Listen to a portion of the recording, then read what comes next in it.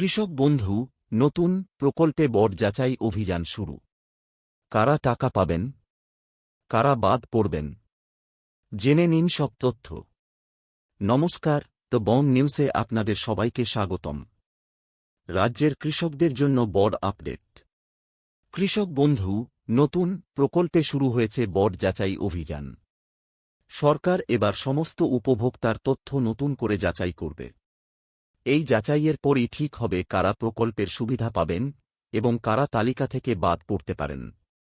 চলুন বিস্তারিত জেনে নেওয়া যাক।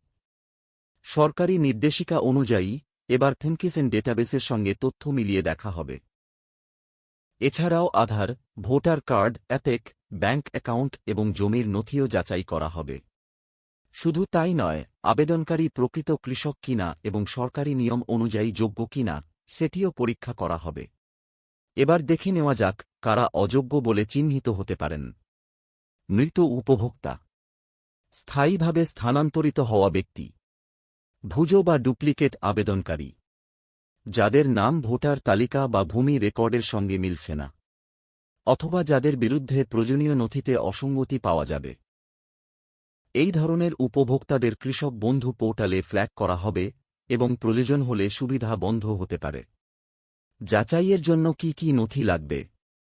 আবেদনকারীর আধার কার্ড, ভোটার কার্ড, অ্যাপেক, জমির রেকর্ড বা ব্যাংক পাসবুক, আবেদনকারী ও জমির মালিকের ছবি যদি প্রয়োজন হয়।